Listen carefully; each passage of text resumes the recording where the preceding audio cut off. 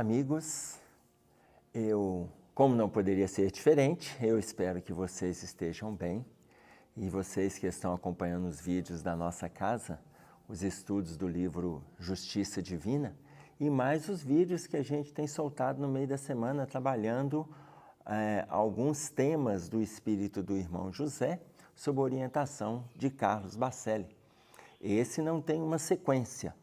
A gente escolhe de conformidade com o momento que a gente está vivendo nas nossas relações, o momento que a gente está vivendo na nossa sociedade, e a gente vai trabalhando esses vídeos. Diferente de quem está acompanhando os vídeos do domingo. Aos domingos, a gente está fazendo o estudo do livro Justiça Divina, e cada domingo de manhã só sai um vídeo que foi estudado na semana anterior. Esses que a gente está fazendo são aqueles vídeos que saem nas quartas-feiras. Aqueles que estão inscritos no canal sabem direitinho o momento que ele recebe lá o sinalzinho da chegada do vídeo, ok? Vamos lá, hoje nós vamos trabalhar então o capítulo do livro Vigiai e Orai, que vocês estão vendo aqui, eu estou mostrando, mas vocês estão vendo. Nós vamos trabalhar um capítulo que se chama Previne-te. Previne-te. Ou seja, ele está falando da gente se prevenir. Aliás, aí, veja bem, não te exponhas ao perigo da tentação. A primeira colocação que ele faz é para a gente não se expor, a gente não se envolver com as questões da tentação, já que nós somos lúcidos, porque nós sabemos o que a gente pode ou o que a gente não pode. A gente sabe o que está certo e o que está errado. Então, o tema é previne-te. Aí vale a pena a gente... Eu vou escrever aqui para vocês, só para a gente entender a origem da palavra previne-te, que é...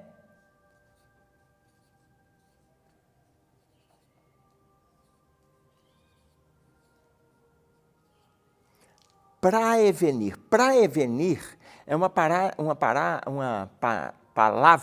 vamos começar de novo. Praevenir é uma palavra de origem latina. E aí, para a gente entender o que é prevenir, significa o prae. Antes. E o venir é o vir. Vir antes. Se preparar antes. Se precaver antes, previne-te, ou seja, se prepare, que venha primeiro as suas elaborações, a sua consciência, o seu discernimento, que venha primeiro, previne-te. Então, quando ele coloca para nós sobre o prevenir, olha a primeira frase, não te exponhas ao perigo da tentação. Porque se nós pararmos para pensar, a gente sabe o que é a tentação e o que não é tentação. Basta você fazer uma autoavaliação. Eu não estou falando de autoconhecimento, elaboração de inconsciente profundo. Eu não estou dizendo isso, gente. Eu estou dizendo que nós somos capazes de avaliar aquilo que está certo e que está errado. Aquilo que a gente pode ou não pode. Todos nós temos esse discernimento. Então, quando ele fala, não te exponhas ao perigo da tentação, ou seja, ele está dizendo que é para a gente chegar antes, previne-te, se prepare. Então, antes das condições se agravarem, porque aí ele diz assim, ainda não te conheces o suficiente para saberes se resistirás.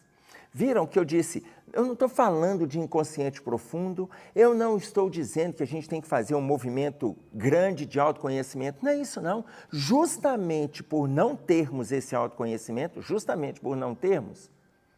a gente precisa se prevenir. A gente precisa. Por quê? Já que a gente não se conhece o suficiente, a gente não sabe se a gente vai resistir àquela situação. E aí ele continua, foge de tudo que te seja capaz de induzir o pensamento para o mal. Foge de tudo que te seja capaz, ele está colocando para nós de forma incisiva. Ele não está dizendo, para pensar, vai lá e vê como é que é, veja se você vai dar conta daquele assunto, veja se você vai dar conta de participar daquela reunião, daquele grupo, daqueles vícios. Às vezes você até dá conta. Ele não está falando para você fazer teste nenhum. Ele está dizendo, foge. Ele está dizendo, foge. Eu estou lembrando da colocação de Paulo, quando ele fala, combati o bom combate. Combati o bom combate, esse fugir é combater o bom combate. Às vezes, fugir não é desistir, fugir é recuar. Para que a gente recua? A gente recua para a gente se fortalecer, porque se tem situações que eu corro o risco de não dar conta, eu não preciso de abraçar essas situações para eu ver como é que é. Então, ele coloca para nós, foge de tudo que te seja capaz de induzir o pensamento para o mal. E aqui ele está falando da postura mental. Ele não está nem falando das ações. Só da gente preparar a mente para o negativo, ele já está dizendo, foge dessas situações. Imagens exteriores criam clichês mentais. Aquelas imagens que a gente vai vivificando, vocês vão lembrar em outros momentos que a gente fez referência à quantidade de pensamentos que nós temos por dia. Eu coloco para vocês que nós temos, a Joana de Ângeles diz para nós que nós temos uma média de 60 mil pensamentos por dia. No livro Nos Escaninhos da Alma, o espírito de João Lúcio coloca para a gente que nós podemos chegar até 100 mil pensamentos por dia. 100 mil pensamentos por dia. Vocês veem como que funciona a nossa mente. Cientificamente, nós podemos absorver uma média de 100 milhões de informações por segundo. É porque a gente não tem capacidade de perceber as informações que estão chegando na nossa mente. Desde os clichês mentais até aquilo que a gente visualiza, aquilo que a gente sente, aquilo que a gente verbaliza, aquilo que a gente percebe pelo olfato, que a gente toca pelo tato. Nós não temos essa percepção. Então, quando fala 100 milhões de informações por segundo, a gente pensa, não, mas isso não é possível. É porque nós não temos uma percepção aguçada do nosso potencial mental. Então, quando ele fala para a gente ter cuidado, imagens exteriores criam clichês mentais. Você vai ligando coisas ali e você pode sair num movimento destrutivo nas relações sociais, familiares. Como antes disso você pode sair para si com um movimento autodestrutivo. Porque à medida que você vai criando clichês negativos, clichês dos maus pensamentos, você tende muito mais a se agredir do que agredir a terceiros. E aí ele continua, não alimentes a imaginação doentia, acalentando desejos infelizes. Não alimentes a imaginação doentia, acalentando desejos infelizes. Isso é tão simples e ao mesmo tempo tão profundo, porque muitas vezes a gente está pensando negativo, está pensando negativo, tem uma linha de pensamento negativa tão frequente, daí a 2 semanas aparece uma doença. Uma doença simples. Um problema de garganta, uma infecção.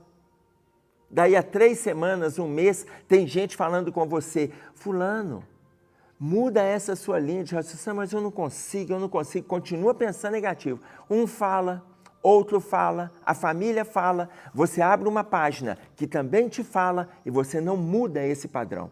Daí a 1 mês, 2, 3, começa um problema de ouvido. Aí vem uma infecção de ouvido, uma otite, uma inflamação do ouvido médio, vem uma labirintite, não, eu estou com uma tonteira. Você está com dificuldade de escutar o que a espiritualidade te fala pelas páginas, o que os amigos te falam pela intuição, o que a família te fala pela convivência, você não escuta. E aí o que ele coloca? Não alimentes a imaginação doentia, acalentando desejos infelizes. Você vai alimentando, uma hora aparece a consequência dessa alimentação negativa. Eu estou dando um exemplo da escuta. Poderia ser qualquer um, faça você a sua autoavaliação. Então, quando você alimenta desejos infelizes, aí nós podemos dizer na relação com o sexo, na relação com os excessos no grupo de amigos, na relação com o alcoolismo, na relação com a droga, você vai alimentando desejos infelizes. Lá na frente você amanhece ou aparece adoecido. Não alimente os desejos infelizes. Quem cede o pouco acabará por ceder o muito. Porque quando você começa um pouquinho, daí você abre só uma gretinha e vai se permitindo. Você vai se permitindo. Olha, o título do texto é Previne-te. Quando ele fala previne-te, não se permita nem o pouco. À medida que você vai se permitindo um pouquinho, vai se dilatando, daqui a pouco você já está envolvido com situações de mal-estar, de grande proporção, e que você pode estar achando que é natural. E não é natural. Então, não te permitas nem um pouco, porque quem cede o pouco acabará por ceder o muito. Tanto que ele diz assim, tudo começa na primeira vez. É muito interessante, o tudo começa pela primeira vez e quem cede o pouco acabará por ceder o muito. Os bombeiros, eles têm uma colocação quando eles falam assim, os grandes incêndios começam de uma fagulha.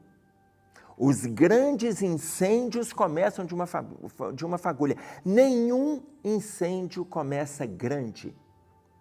Nenhum incêndio começa monstruoso. Os grandes incêndios começam de uma fagulha. Bota isso em mente. Quem cede o pouco acabará por ceder o muito. Tudo começa na primeira vez. Uma pequena fagulha pode acender o fogaréu. Se te reconheces de vontade débil, afasta-te das pessoas que possam influenciar-te negativamente. Se você já sabe que a sua vontade é débil, você já sabe que você tem inseguranças, você já sabe que você tem instabilidades, você sabe que você tem uma oscilação grande de humor. Ora você está na eutimia, normalidade, ora você está na normalidade, na eutimia, e ora você está lá em cima numa mania e está lá embaixo numa angústia. Se você já sabe, afasta-te das pessoas que possam influenciar-te negativamente. Ou seja, veja bem,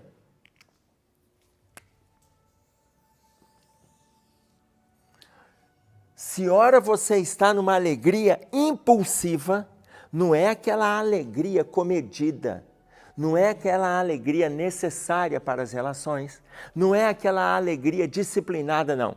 É aquela alegria maníaca. Se ora você está numa mania e ora você está numa angústia extrema, afasta-te de pessoas que podem agravar o seu estado. Porque qual que é o nosso estado geral? O nosso estado é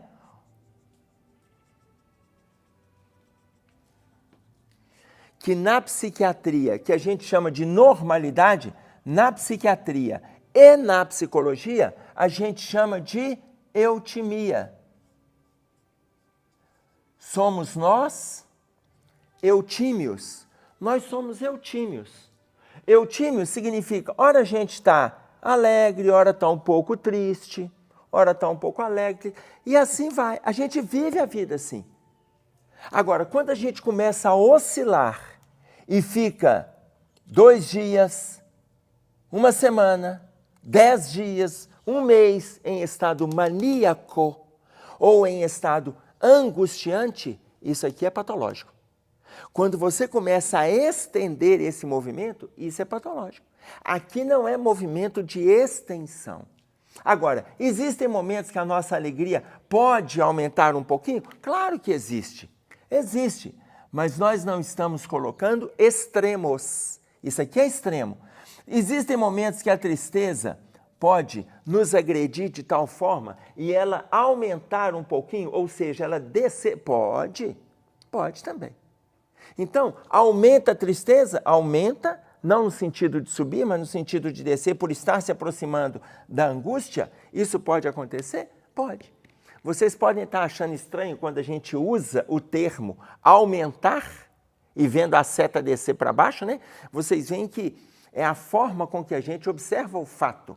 Por exemplo, vocês veem lá o médico, ele está lá na hora que ele vai passar o plantão, ele escreve, o quadro está evoluindo, eu vou evoluir o estado do paciente. Quando o quadro vai agravando, o que eles colocam? O quadro evoluiu para a morte, porque a palavra evolução a gente acha que é para melhora física. E ele fala evoluiu para a morte porque o quadro se agravou. Aqui está se agravando para a tristeza. Então, quando há essa oscilação é patológica. Quando, ora, a gente está um pouco alegre, um pouco triste, um pouco alegre, isso é o normal, nossa vida é assim. Então, o que ele diz? Que não é para a gente conviver com pessoas que podem nos influenciar negativamente. Se te reconheces de vontade débil. Porque, de repente, você está tão seguro que você convivendo com esta ou essa pessoa não vai pesar no seu estado de ânimo, por causa do seu equilíbrio. Mas se você sentir que pode se desequilibrar, então, previne-te, que é o título do texto. Previne-te. Se eu já sei que eu tenho uma predisposição a ficar angustiado, então, olha, eu não vou conviver com aquele grupo, não, eu vou me estabilizar primeiro. Estabilizar, não é purificar, não. Estabilizar. Eu vou me estabilizar porque determinadas pessoas, elas assolam o meu estado íntimo, elas alicerçam, elas influenciam no meu estado íntimo de tal maneira que eu posso começar a ter problema comigo por causa daquele convívio. Então, previne-te. Tá ok? Aí ele continua. Não as escutes em excesso. Voltando. Não as escutes em excesso. Se você tiver que ouvir esta pessoa aqui, eu estou pegando este exemplo, gente. Poderia ser outro. Eu estou pegando um estado de alegria patológica e de tristeza patológica, mas poderia ser outro. Uma pessoa viciada lá no álcool, que está sempre te estimulando, toma uma. Ele coloca assim, não as escute em excesso.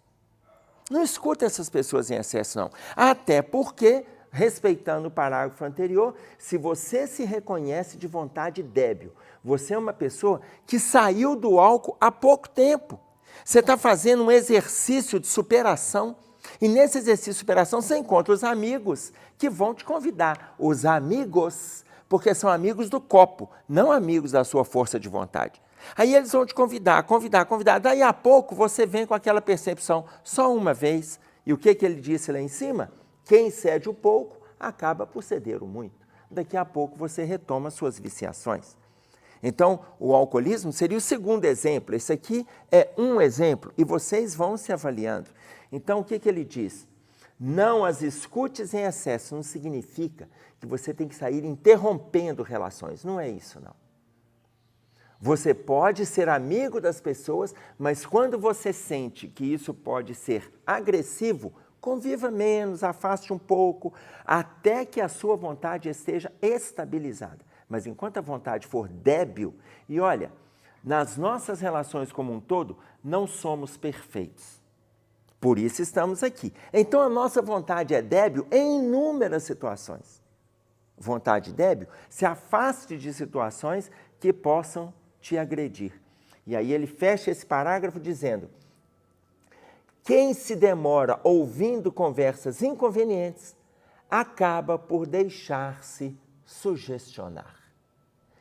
Quem se demora ouvindo conversas inconvenientes, acaba por deixar-se sugestionar. Veja, se você demora a sair desse movimento aqui, se você demora no movimento doentio, ouvindo conversas que te agridem, daí a pouco você vai se sentir sugestionado. E não pense que, não, mas naquele grupo é bom, porque ali eu vou conversar. Porque quando ele fala deixar-se sugestionar, eu vou conversar, eu vou dar um esclarecimento. Às vezes a pessoa que não está aberta, você acha que está indo lá para ajudar e você não tem para oferecer. Por que você não tem para oferecer? Porque nos parágrafos anteriores ele colocou que a vontade é débil. Ah, mas tem momento que a gente tem para oferecer. Se a sua vontade não for débil, aí você vai fazer a segunda avaliação, que é uma fala de Jesus. Quando ele diz para nós, não jogueis pérolas aos porcos. Ora, às vezes a gente tem um conhecimento, a gente tem um material, mas aquela pessoa não está tão aberta para a gente não correr o risco de se sugestionar, a gente não precisa. A gente não precisa. Agora, se a pessoa está aberta, aí você não está jogando pérolas aos porcos. O que é a pérola ensinada por Jesus, que eu disse para vocês? Está no capítulo 7 de Mateus, lá no 6º versículo, não jogueis pérolas aos porcos, ou seja, esse material, esse conhecimento, esse discernimento, as leituras que a gente faz, a prática que a gente se envolve, tem gente que não valoriza nada disso, o que não tem problema, você não precisa da valorização do outro. É você quem precisa valorizar aquilo que você faz para que você mude o seu estado íntimo. Se a pessoa valoriza, ela te pergunta, ela senta e conversa, ela está aberta a um bom diálogo, aí está ok. Mas se você não estiver seguro nas suas escolhas, mas se estiver inseguro, ou seja, a vontade ainda está débil, então se cuide para não se permitir a sugestão do outro e se desviar do caminho. Por isso o título se chama Previne-te, ou seja, que você chegue antes. Olha, que você venha antes na meditação, que você venha antes na reflexão, para não cair em enganos absolutamente simples, mas fáceis da gente cair em função do contexto em que nós estamos. Pensem nisso. Era o que nós tínhamos para trazer. Um abraço a todos. Até breve.